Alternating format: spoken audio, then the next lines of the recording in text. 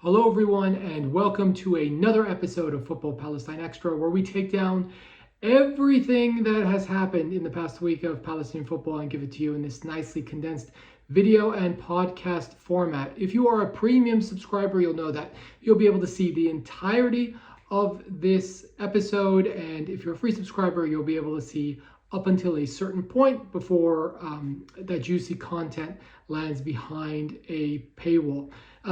If you aren't a premium subscriber, continue subscribing and sharing. I definitely appreciate that support, but consider upgrading because there are a lot of perks for premium subscribers. We just a couple of weeks ago dropped the final episode of Scoreless at the Break. It's a 6-part audio series where we look back at the history of the Palestine national team through kind of a political lens and sort of give you a feel of what Palestine was like between 2005 and 2011. And that's only available to our premium subscribers. So consider upgrading because I think it's a really nice perk to have in addition to all the other things we do, this weekly podcast, the exclusive national team stats that the premium subscribers get access to. If you upgrade now, you'll be able to get access to that. So we will be dropping a special offer to kind of push and incentivize new premium subscribers to take out a paid subscription. So this week, oh my God, so much has happened. We've got a lot to get into. You know, it's really funny with international football because you'll go weeks and weeks and weeks and weeks without any news. The fact that there isn't any league football going on in Palestine at the moment, and it's going to be close to 3 years, because before you know it, we'll be through 2026, and it will be 3 years in October 2026 since a football was kicked in league play in a pitch in Palestine. And there's no signs of that coming to an end. But we got to talk about, I think, the news that's on everyone's lips right now, and that's the fact that the friendlies that were scheduled this week for the national team against Benin and Mauritania in Morocco have been canceled. We also have to talk about this press conference that the Palestine Football Association gave. Rajoub spoke for about 40 minutes. I listened to that on 2x speed, obviously, because if I were to listen on normal speed, I probably would have fallen asleep. But listen to that, took note of everything that was said, and we'll give you kind of a recap of what that means and what happens next. As we're kind of confused when FIFA, after years of delaying, put out a statement saying, "Oh yeah, by the way, we can't really do anything about settlement clubs and the occupation, and it's not really for us to decide." And here's a little fine, and you have to put up a banner for your racism. So we'll get into that. The draw for the 2027 Asian Cup, which was due to be held on the 11th of April, news coming in this morning, that has been postponed. And behind the paywall, we're going to talk about this list of diaspora players that's been making the rounds online, and sort of look into how likely it is that any of these players play for Palestine, and also, are they actually Palestinian? So if you're interested in that type of news, just another incentive there to upgrade your subscription. So let's talk about these canceled friendlies. And I think I was on the record saying I was really disappointed with the fact that these friendlies got canceled. And how could you not be? You wait over 100 days to see your national team in action. The last time we saw them was against Saudi Arabia in that Arab Cup quarterfinal. And you were waiting, I think, to see that group, plus a group of players, mind you, that couldn't participate in the Arab Cup because it was outside of FIFA's official match calendar. You wanted to see them come together again. And you wanted to see Wissam Abu Ali and Adam Kayed and Mohamed Habous. And, the new kid, Francisco Politino, and the likes of Zacharias Al-Hadba, who also was called up, Agustin Mansour, so many names. You want to see them added into that group of players and see what a full-strength Palestine would look like. See what Palestine could look like when we get back to official competition in January 2027 at the 2027 Asian Cup. If Palestine at full strength could do more than just qualify for a tournament and get out of the group, because now that's kind of our expectation, right? Before, our expectation was just qualify. And then we had the stretch goal of get out of the group. And now we've gotten out of the group at the Asian Cup, we've gotten out of the initial group stage at World Cup qualifying, and we've gotten out of the group at an Arab Cup with a weakened squad. So that's no longer kind of the stretch target for us. That's now the expectation. And fans are going to come in with the expectation of, yeah, get out of the group, that's great.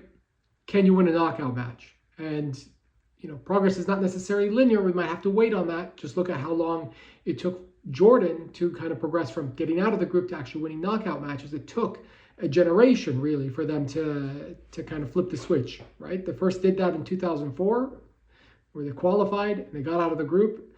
They qualified in 2011, they got out of the group, and they qualified in 2019, they got out of the group. And on those three occasions, they never managed to actually win a knockout stage match. And you add in the Arab Cup into that mix as well. They did the same thing. And then in 2024 at the Asian Cup, obviously the penny dropped, and look at the success they're having. So, do the canceled friendlies kind of interfere with preparation? And I would say probably not, because although I think it would have been possible to put together a squad, I don't know if that squad that we would have put out would have been necessarily competitive, because you would have had to rely on a goalkeeper who is, I think, a good goalkeeper, and the national team coaching staff likes him. But Abdelhadi Yassin has not played. He's being frozen out at Sakhnin for daring to play for the national team. So you'd have to kind of count on him with no help, right? It's not like, you bring him in for a pair of friendlies, and maybe Rami starts one game, and then Rami's there kind of helping him, coaching him up on the sidelines for the second game.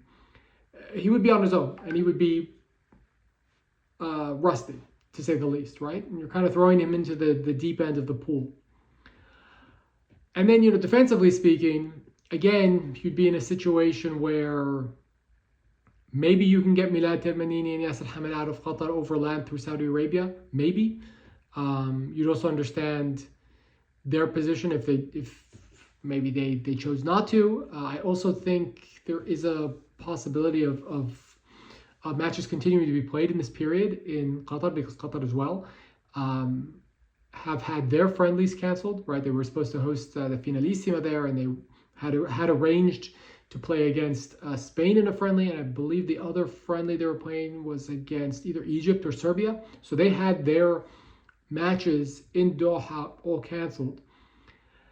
And then obviously it goes without saying all the other QSL-based players that Palestine has in its ranks not being available, some of whom are injured, by the way. You add in the likes of Mohamed Habous, who's probably not going to be able to travel. Even the players based in Jordan, touch and go. You never really know what's going to happen with this conflict. It just seems to escalate and escalate and escalate and escalate.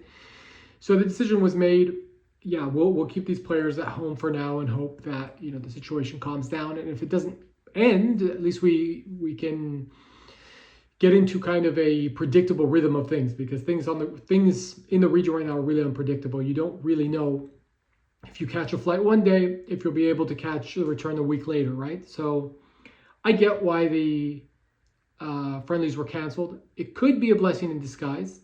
Keep in mind, we're at the end of March, and this is really the time where title challenges come together or fall apart. And if you look at our players, you have the likes of Asad Hamlawi in Romania, could win the league there. You have the likes of Adi Dabbath and Adam Kaid with Zamalek going for the Confederations Cup, going for the league. Hamid Hamdan with Pyramids also going for the league. They're out of the Champions League, unfortunately. They won't be able to defend their title. Wissam Abu Ali. Okay, MLS just started, but I think one of the things that I would want for Wissam Abu Ali, which I think he's totally capable of, is I want him to win the MLS Golden Boot. And maybe, not traveling in March all the way to Morocco and back to Columbus helps him stay fresh. And if we look at what he's done so far between the tail end of last season and this season, he's played for Columbus 10 times. He scored 6 goals, 1 assist, and 3 goals and an assist have come this season. So he's doing quite well. And I think all our star players, particularly the ones in attack, are doing well. And this is the time of year where they could really, really, really probably use a rest with an eye of making that final push at the end of the season. I think it would be really demanding for some of these players if you said, yeah, you're playing twice a week, fly out to Morocco, play 2 games, no break, get back, maybe a couple days after that you have to go again. So I think it's okay. It's not great, it's not ideal. I would have loved to see the national team play. Obviously, it would make my job a lot easier if we were talking about matches. But I accept the fact that things happen. But what we want to see really going forward is a plan for the summer to get the team together for May, June. A plan for September, which is now a September-October window. So you want to see them take advantage of that elongated combined window and play the maximum 4 games then. A couple of friendlies in November, and then that will take you into preparation for the 2027 Asian Cup, right? So what would happen in November is that the team would get together. They would again separate because you have players with club commitments in Europe and Africa and Asia, and it's not like the leagues will shut down that early for the Asian Cup. The players that are in countries that will participate in the Asian Cup will probably get together again sometime mid-December. And then once the calendar sort of ticks over to January, all the players that are based abroad in other continents, particularly Africa, the Americas, and Europe, will be able to join Palestine and make a run at this 2027 Asian Cup. Now, speaking of the Asian Cup, news coming in today that the draw has been delayed. Some of you might be asking, why is this? Is it because of the war that's going on? Yes and no, not directly. This draw would have been held in Saudi Arabia. They probably would have held it in Jeddah instead of Riyadh for just out of an abundance of caution. At least that's my guess. Even if they had held it in Riyadh, if you kind of look at the cities that are getting attacked, the UAE is getting a lot. So is Kuwait, Qatar a little bit less so, and then Saudi Arabia, the fewest out of everyone I just mentioned. I believe that's correct. I think it's between them and Qatar as far as fewest incoming drone and missile attacks from Iran coming into that country. So again, I don't think that the Asian Cup will be threatened. We learned that basically Saudi Arabia is kind of the out route for anybody who wants to leave these countries. You cross overland into Saudi Arabia, take a flight, and then that flight travels south and then sort of does a U-turn over Africa and flies onward to Europe, or flies south and eastwards to the rest of Asia. So the tournament's not under threat. It will happen, but I think what the AFC wanted to do, and they have not communicated the fate of this match, but I do not think Lebanon versus Yemen, which would have been held on neutral territory anyway, is going to go ahead. It's going to get postponed, and they don't want to do a draw without knowing the identity of their final participant. And I do believe, haven't checked Lebanon's FIFA ranking as compared to everyone else, but I do think depending on which teams qualify, you could be in a weird situation where Lebanon is either pot 3 or pot 4. So you can't even really do the draw and say, actually, in this pot will be the winner of the Lebanon-Yemen match, because if it's Yemen, it's definitely pot 4. If it's Lebanon, there is potential for them to be in pot 3 as opposed to pot 4. A lot of that, I do believe, is contingent on the likes of Thailand and perhaps even Tajikistan not qualifying. I could look at the FIFA rankings right now, but I don't think it's worth it. In general, that's kind of the point here, is that you do a draw ceremony. You want to know the teams that are participating. You want to have the coaches and the federations of the participating nations all together for that picture. And if you don't know whether Yemen or Lebanon are going to be there, best to postpone, and then also postpone their qualifier to June, September, October, November, however long it will take to actually make a decision on the football pitch as to which one of the two qualify. So yeah, best of luck to those two teams. Two nations that I think have gone, just like Palestine's gone through hard times, have also gone through hard times over the past couple of years. So best of luck to both of them, and hopefully we'll be able to see that match played, and hopefully the best team wins. So that's as far as the Asian Cup is concerned. Fortunately, it means I was looking forward to covering the draw next month, but not going to happen. Other things that are coming up, FIFA Congress, I believe, is also going to be in April or May this year, and that's important because Rajoub gave a press conference in the aftermath of FIFA finally putting out a statement saying, oh yeah, by the way, the matter of the West Bank is a legal, is a sort of complicated decision to be solved by matter of international law. And it seemed to me, when I first saw this, I think I came across it on Twitter, and I thought, oh, this is just an account looking to get engagement. And what they've done is taken the statement from 2017, I believe it was, when FIFA promised to investigate the issue of settlement clubs.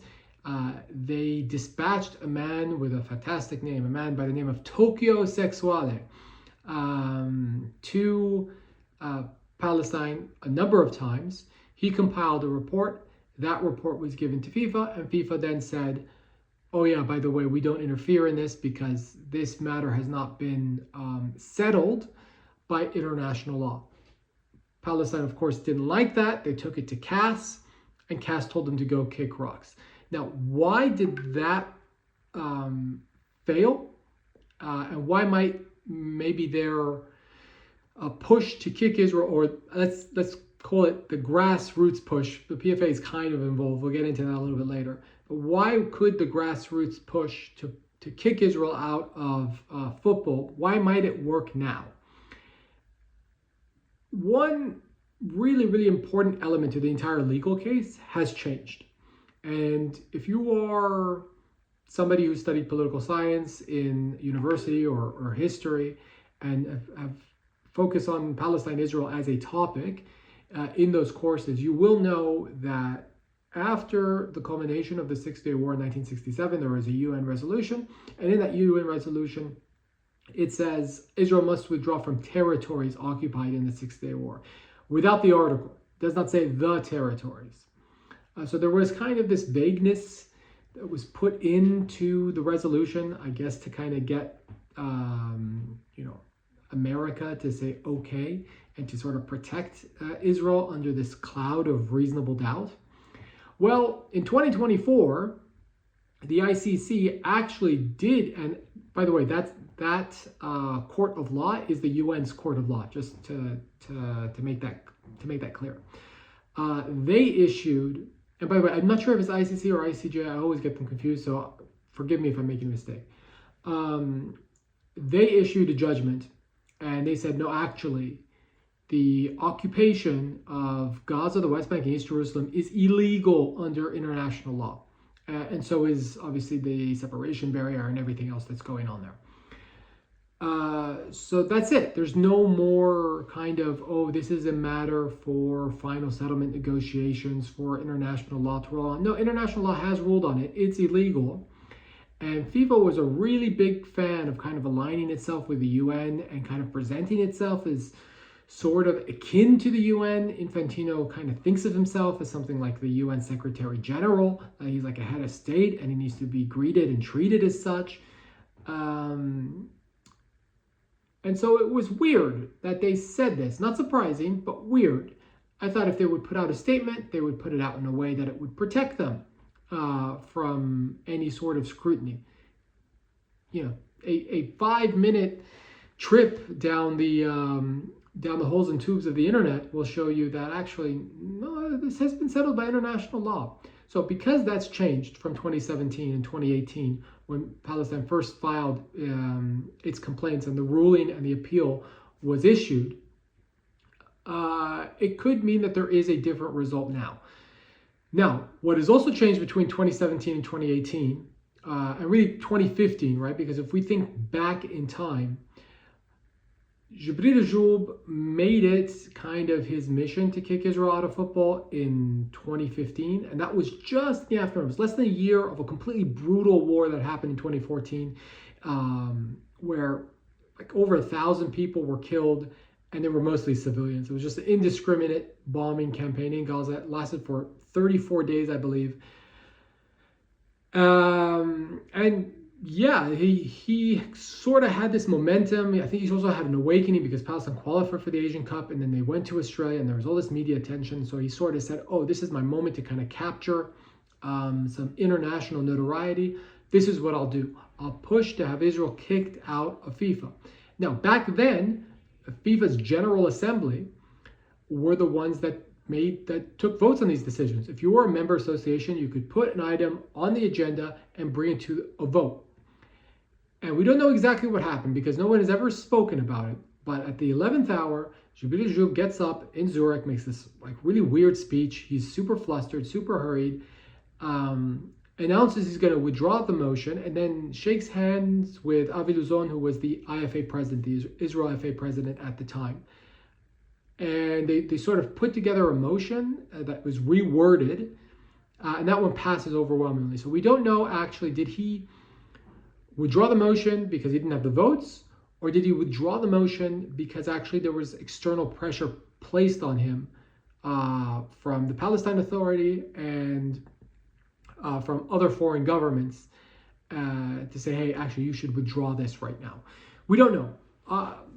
I've heard, I can't confirm it, but I've heard that he actually did have the votes because all he needed was a simple majority, and that he did have the votes, and then the order from above came down and he withdrew it. And that's really a missed opportunity because now FIFA is organized in a completely different way. There is an executive council that is headed and controlled by Gianni Infantino, and they're the ones who decide what gets put on the agenda. And without sort of Infantino's giving the thumbs up to you, good luck trying to get anything passed. And so it was really weird to hear some things in this presser, the likes of which he said, yeah, we want FIFA to decide on the matter again, with some finality before the Congress. And he said, oh yeah, at the Congress, we have it as an agenda item, which I really find dubious. I don't think that could be the case. He spoke at length, Rajoub did, in this press conference about a fund to rebuild like the damaged football infrastructure of Gaza, and said he wanted not just the funding from FIFA, which he said, by the way, is only 30 million. It's not the 75 million that was announced in that weird AI video, when that stupid Board of Peace thing that they did. And it's, you sort of scratching your head, you're asking, like, why do you want a fund where multiple parties can donate into? Like, why are you saying this? And it seemed like there were 2-3 steps ahead, because obviously we want to see all of Gaza rebuilt, not just the stadiums.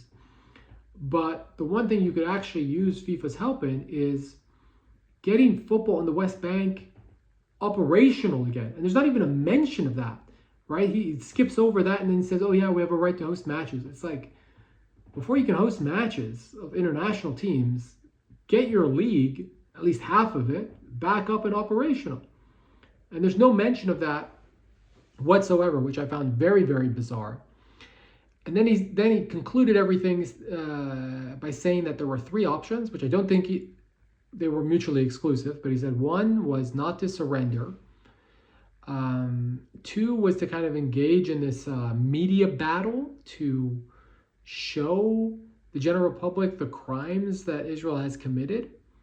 And thirdly, he said, yeah, maybe we even go to CAS, even though there's a lot of pressure on us. So, and this brings me to my final point. I don't think the PFA is very serious about this. If you kind of think back to the first 6 months of the war, they didn't say anything. When a statement was put out, it was put out by WAF, the West Asian Football Federation, and that was really spearheaded by the Jordanian FA. And in the written communication, he let slip that he wanted Israel to be kicked out of football. But in the written communication, there's no such language. And that strikes me as very strange. It strikes me as very, very, very strange that, like, your demands aren't explicitly said to be, hey, you must do this because this happened. FIFA did rule on the matter, right? And they said it's 150,000 Swiss franc fine for all the racist behavior that's gone on in Israeli football. And on your next three home matches, which will be played, I believe, in Serbia or Hungary, you have to put out a banner that says "Football unites the world." So a slap on the wrist, really, compared to the crimes they've actually committed. But I don't know if, again, I'm not a legal expert. I don't know if you take this to CAS and say, hey, we want to appeal, if CAS will say, oh no, actually the punishment should be like this. I think CAS could potentially say that it's FIFA who decides, and they did find them in violation, and they did fine them. Now, they didn't say anything about the settlement clubs, and maybe they'll just go and appeal that and say because they have settlement clubs, they should be kicked out. But they could also say that they won't kick out the FA, but that the settlement clubs have to cease operations, right? So it's not really a slam dunk that you're going to get what you want if you go to CAS. And if, Western law is based on precedents, if you look at precedents, Russia was not kicked out because they tried to co-opt Crimean clubs into the Russian football pyramid. They were prevented from doing that, and they said, no, you cannot do that, and these clubs must play in a separate league system or play in the Ukrainian league system, but they weren't kicked out. Getting kicked out happened years later. And that happened why? That happened because players refused to play within these set rules of the game. And they said, okay, well, you say that this isn't a problem and that Russia won't get kicked out, or that you'll study the matter or whatever, or we say that we won't play Russia. Lewandowski took that stance, and then he was joined in by the captains of Czechia, Thomas Susek, and Emil Forsberg, who was the captain of Sweden. And those three came together and said, yeah, we won't play a World Cup. If you want us to play them, we're not going to play them. So if you want to send them to the World Cup, send them to the World Cup, but we're not going to play them. And then that really forced FIFA's hand. And I think FIFA's not going to do anything. Actually, it was UEFA's hand that was forced, and then FIFA had to kind of backtrack. And that's really the model. That's why I think Game Over Israel has at least the right idea of what levers to pull and where to put pressure. Because FIFA's not going to do anything. UEFA might do something. And you could potentially use the rules and laws that are, I think, more respected in Europe to your advantage. But again, I think it will require a tipping point moment, and that tipping point moment, as I mentioned in the previous video, is most likely to come when Ireland plays Israel on October 4th, 2026 in the UEFA Nations League. It could be that, Irish society or the players or the FA, they feel the pressure and they say, listen, we're just not going to play this match. It's a complete joke, especially considering the fact that Israel's only gotten more violent and attacked more countries and invaded more countries and killed more people since this issue came back into discussion. So we will see. We will continue to monitor the situation. I don't have a lot of confidence in the Palestine Football Association, mostly because their eyes are really not on the ball. They can't even use FIFA to get quick wins, easy wins. It should be an easy win to get some sort of league system back into place in Palestine using FIFA. When that pitch was under threat of demolition in Bethlehem, that belonged to Ada Youth Center, it wasn't the PFA that was pushing to protect it. It was a grassroots effort. And then they got Swiss lawmakers and they got Alexander Sefrin involved, and they managed to save the pitch, but it had very little to do with the Palestine Football Association. And really, they're not the ones driving the bus here. So we will see what happens. So, look, I gave you about half an hour ahead of the paywall. So now we're going to talk about stuff that is going to land behind the paywall. So if you want to hear about potential diaspora players that could play for Palestine, consider upgrading this subscription to a paid subscription. Okay, so I saw this list on an Instagram account. I didn't know what to make of it, but I'm going to tell you something about this list. This list is actually missing a player who I know for a fact was in very, very, very, very, very advanced discussions to join the Palestine national team. Now, let's talk about the players that were on this list. So you did have the likes of Francisco Politino, mother's maiden name is Toma. So obviously Palestinian. You did have Zacharias Al-Hadba, who is born in Chile, plays for Antofagasta over there. I think he's a Universidad de Cruzados, Universidad de Chile product, if I'm not mistaken, or Universidad Católica, one of the two big clubs in Chile. I think their links are more clear. First of all, through